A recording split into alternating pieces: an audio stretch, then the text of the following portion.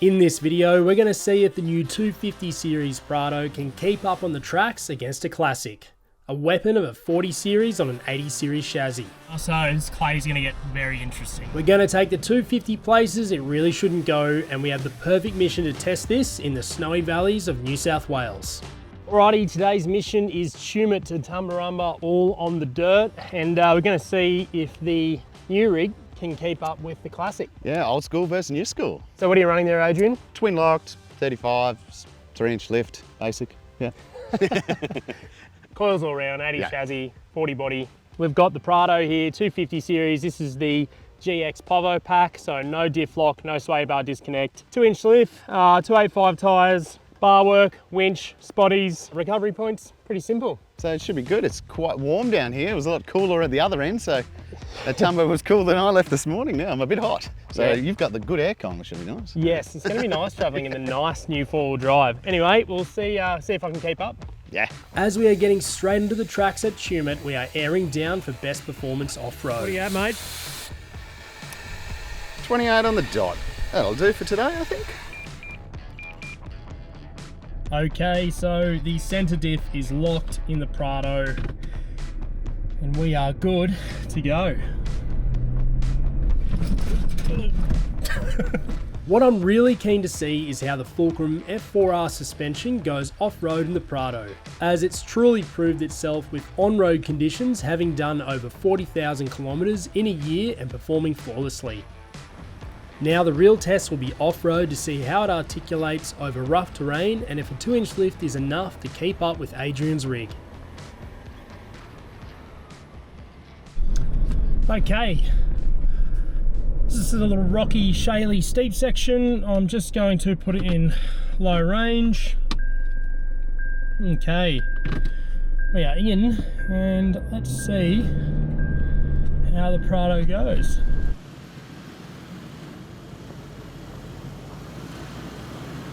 So much control in the auto. Very easy. Very easy car to drive.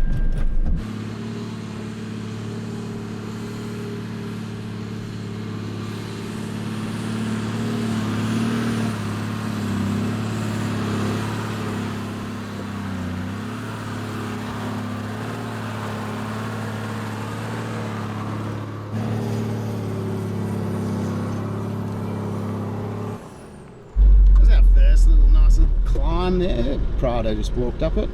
Probably had too low gearing for myself. It went first gear low. So. Wasn't even in low range, it didn't even go in.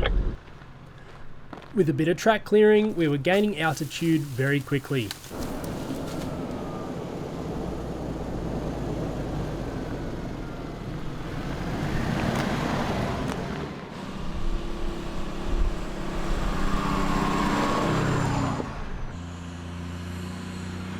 So far this little trail of mats has been pretty good. You've got nice views left and right, all over Tumut. A couple of few steep ascents and descents, but yeah, pretty good. You just tell me there's some steeper sections coming up, so we'll see what that brings. A long way up. So we've just hit that steeper section and a lot of loose sort of shaly stone. Putting these Vulcan RTs to the test. We'll see how they go. It's their first sort of time of biting into some rougher stones, so we'll see whether we can get some wear on them. Well, if there's one thing generally you have to worry about less on the newer vehicles, fingers crossed, is this kind of stuff. When you've got essentially a handmade vehicle, you have to keep checking everything. And I just say it's my fault. I knew it didn't do it, the jam nut up tight enough, and now it's loose, so I'm just going to nip it up. There you go, he's on it. We needed to get back down the mountain towards Blowering Dam, where we'd be camping for the night.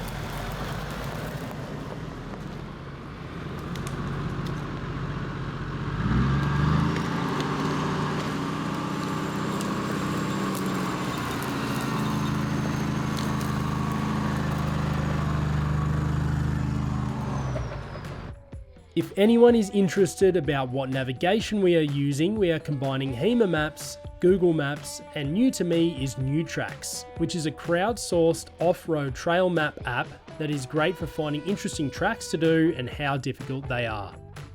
And off in the distance we can see Blowering Dam with lots of state forest tracks in between.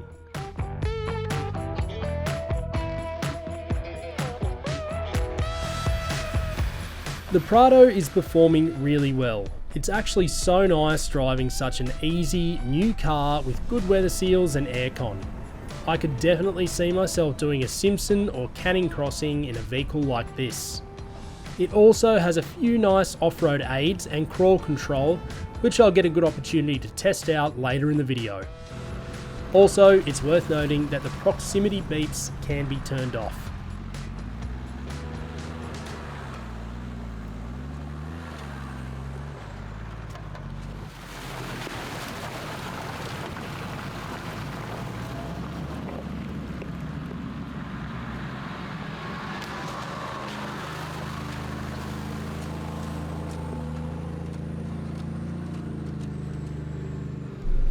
Okay, we've got a really nice steep section here, sort of loose shaly rock. I think it'll be absolutely fine, but low 4 nonetheless. It even looks steep from down here, so that's how you know it's decently steep. All right, mate, I'm heading up. Climb the mountain.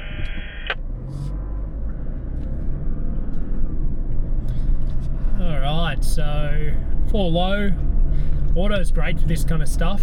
You just don't have to think about it too much. No worries. I've got the correct pressures in my tyres, so this should be really quite easy, but let's have a look. Let's have a look at the off-road information. So I'm at 30 degrees here, and yeah, right at the edge of that, so beautiful view.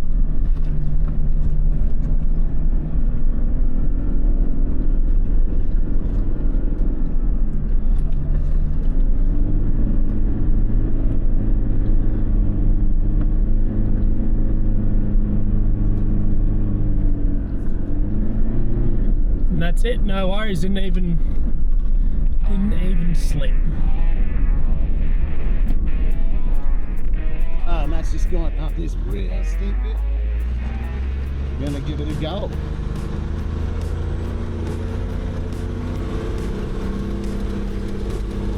It's already 20 degrees.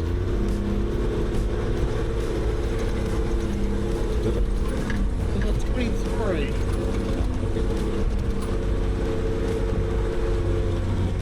Yes, it's a nice steep thing, but I don't know, you won't be able to see any bit of the dams out there.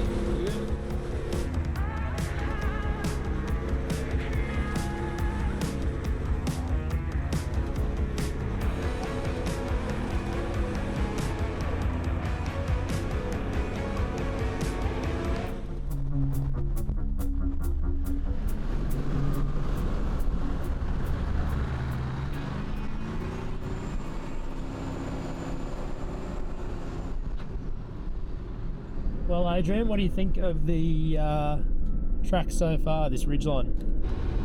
This ridgeline is amazing, like that little climb up, but just these views looking out on the dam. I've actually never seen the dam on this side. I've only cruised past on the tar on the other side.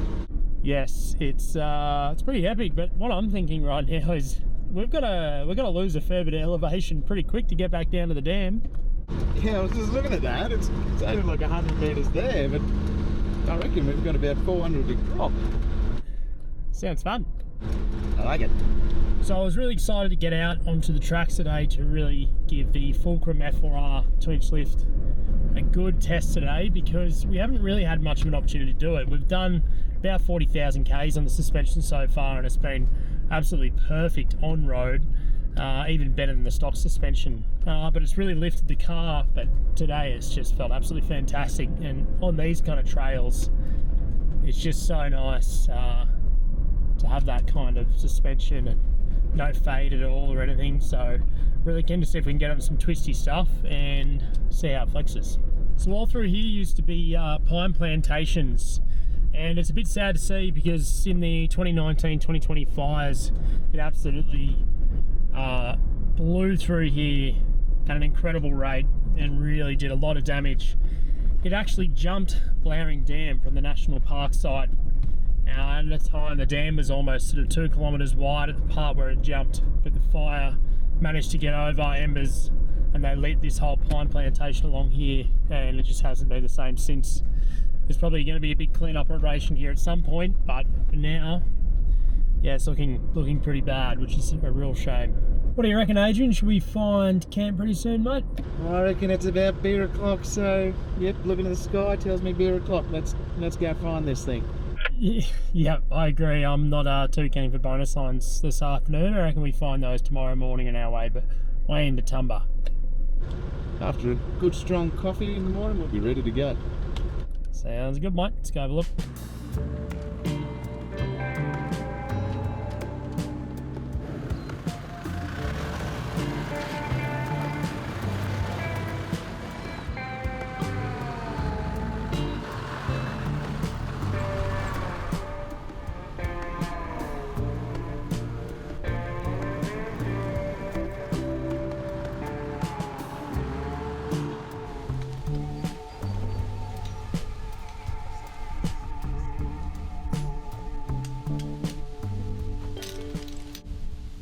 For those of you who are interested in my super basic camp setup for the Prado, we'll have a video for that coming out if it's not out already.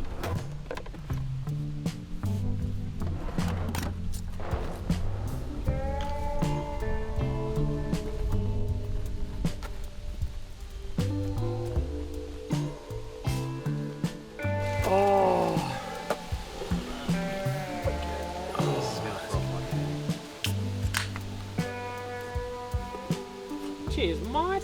Cheers, mate.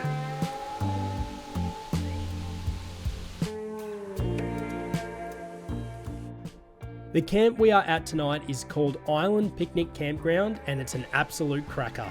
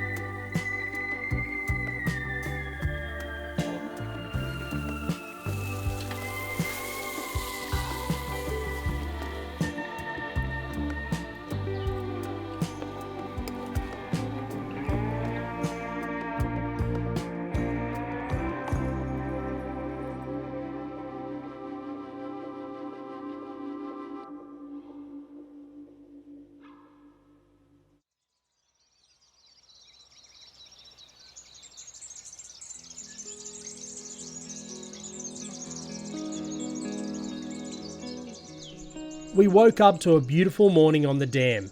The night's sleep was pretty good in the big double swag with the stretcher, and the Prado setup was really easy to use and quite practical.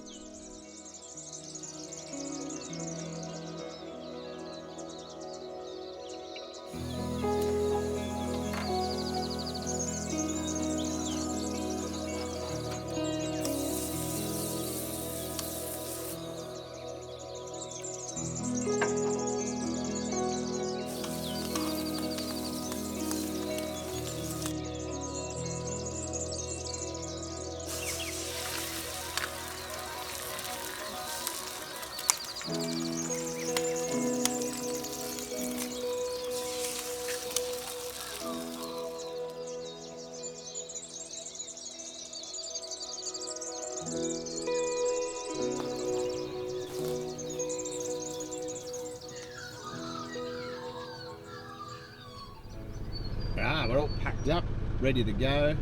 Yesterday was pretty easy. Had a nice sleep last night by the dam. It's a beautiful spot. Today, hopefully we get some more challenging tracks, because yeah, yesterday it was just pretty easy until 2 cars just walked up, not a worry.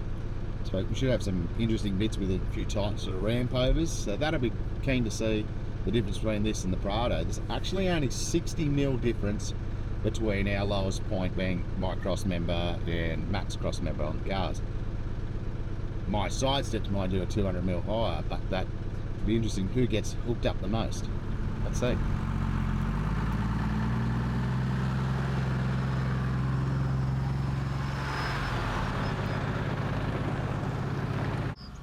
Today we definitely found some more challenging terrain, and it started with these humps to test out the breakover angle of the 2 cars.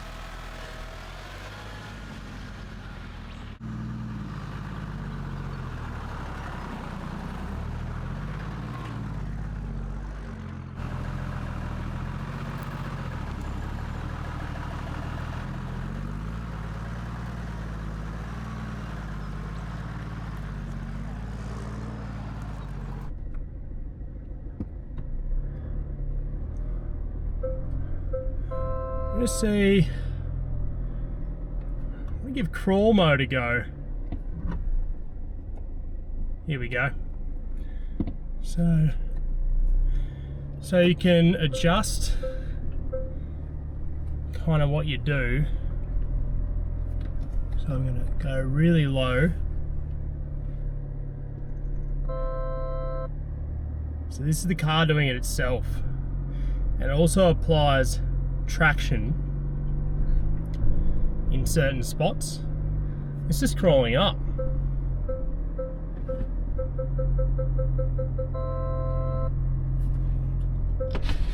It's crawl mode, it's doing it itself. What? So you can adjust the speed of how fast it goes. This is just doing it itself. So it's actually, it is actually, Hang on, wait up. but you can adjust on the mode dial. So I can go up faster now and it'll crawl itself.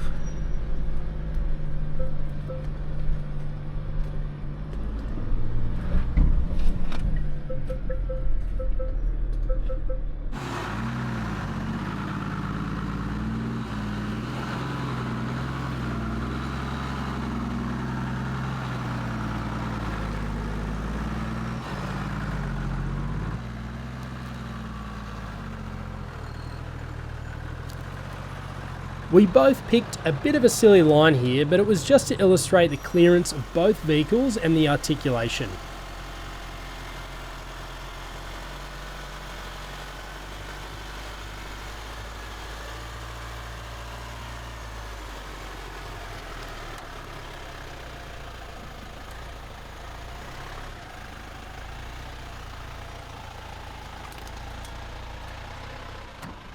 Got a copy there, Matt?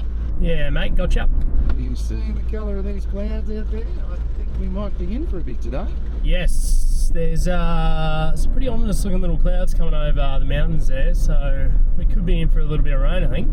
That little track you got in mind that you looked at, I'd say she's pretty steep, but a bit of water would make it interesting. Yes, just a little added element of fun, I reckon. It might be the test of all-terrains versus rugged terrains in this one. Yeah, I don't know how much testing I want to do in the mud. Yeah, mud seems like fun until you have to clean it off at the end. Is that just because you've got to take the grocery wagon to Woolworths? Yeah, look, I don't want the kids getting dirty as they get in the car, you know. Yeah, I suppose you'd have to stop it this afternoon or something. So we take this one down along the dam and then we link up that black track. So we just avoided a track with a lot of blackberries, pinstripe city. Blackberries are absolutely horrible for pinstripes. So I think I've come to some sort of a conclusion about this Prado and how, if you can keep up with, a rig like that, it can do it. It can do a lot of different things. It can do some really tough sort of tracks. The problem is when it gets really hairy, it's a nice car and you don't want to damage it. You don't want pinstripes, you don't want panel damage, and unfortunately when you're doing stuff like this, that is a big risk. And that's where I do love the older four drives, when you can have a little bit less sympathy with them. Anyway, in other news, the rain's just started, so that's going to make things interesting.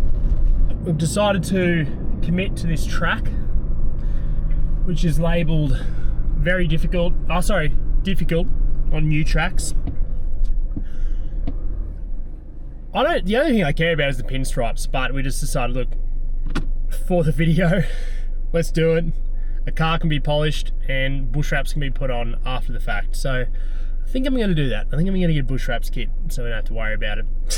Alright, let's put her in low range and let's go. Alright, first up, mud hole on the entrance, so I don't get bogged.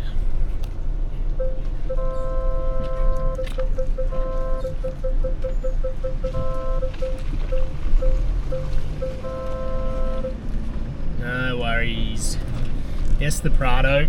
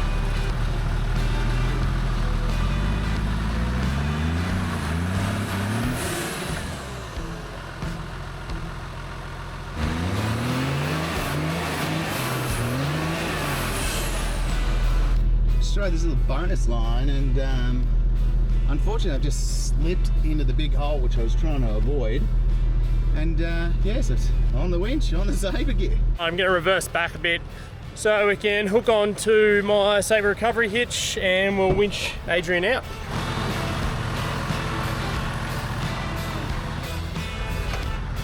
Alright, I got my brakes on, mate. You're good to have a go.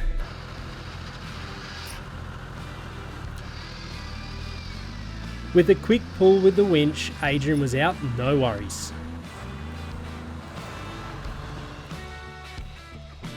The track continued on with a few boggy washouts, but the Falcon ATs were still doing really well.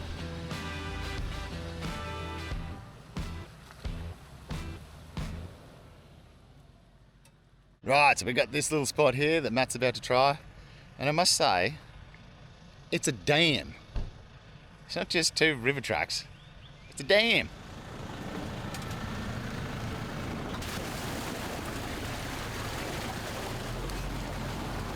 This hadn't been driven in a while with the amount of mud that I had to push through.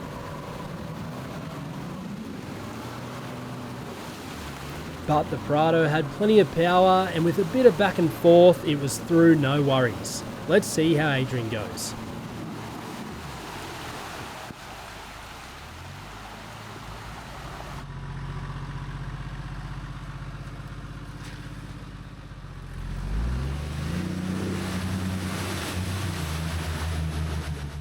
Piece of cake. Nice, mate. Alright, it's raining properly now, so this clay's going to get very interesting.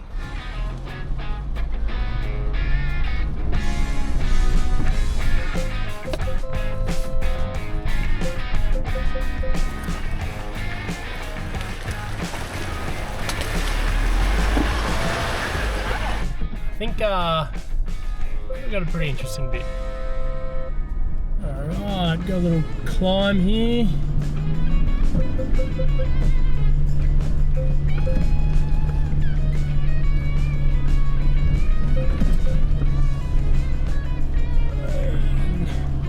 Some ruts coming up.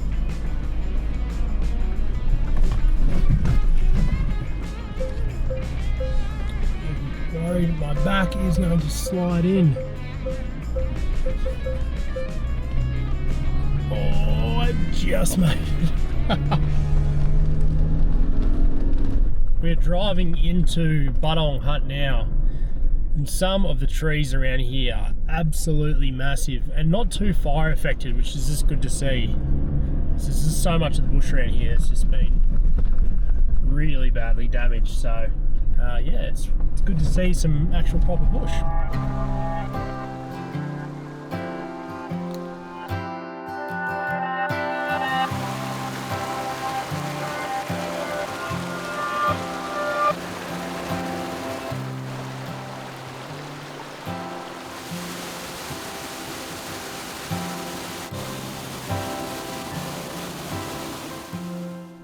We were getting pretty close to the end, but there was a bonus line I wanted to try that defeated my 60 series, so let's see how the Prado goes. Okay, so here we've got a pretty gnarly little bonus power line section. Now, this is the kind of stuff where you can easily do panel damage, so I don't want to do that. So what I'm going to do is I'm going to whack it in crawl control, and I'm essentially just going to take it absolutely as slowly as I can for as long as I can. And then if I can't make it all the way up, Adrian's just going to recover me. So it's kind of like a sensible approach kind of thing. All right, so it's gonna just take it glacially slow. But the cool thing is you can just go up and down in the mode dial, and you can just let the car do its thing.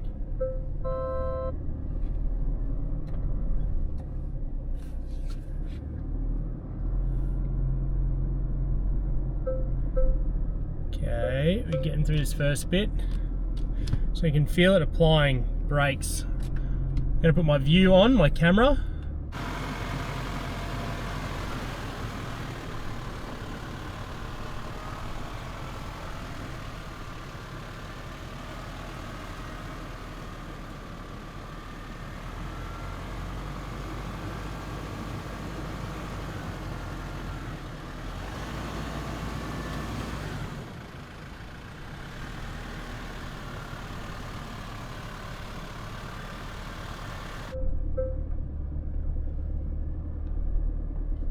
Glacially slow.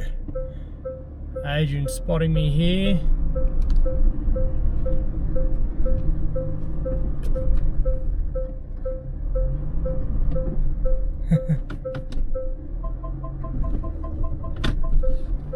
I think he's stuck.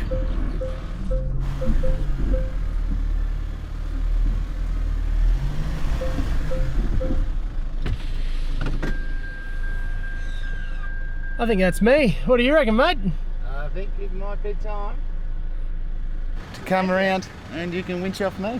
Well, I managed to reverse out of it, but yeah, it just goes to show I'm just bottoming out. And that is the limit of the Prado.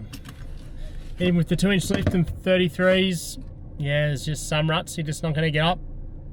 That's 35s, 3-inch lift kind of stuff there, so anyway, it was good fun to try. There you go, mate. It is possible to do tune it to tumble on the dirt. Just like that. What a mission. Yeah, it was a good mission. See? And you don't get all the dirts and rocks and stuff in the valves. He thinks of everything, this fella. We don't have a fixed air compressor in the Prado, so I've been using a portable twin unit with an air tank from Sabre, which is in a standalone case. It's really handy for setups like this where you can take it in and out.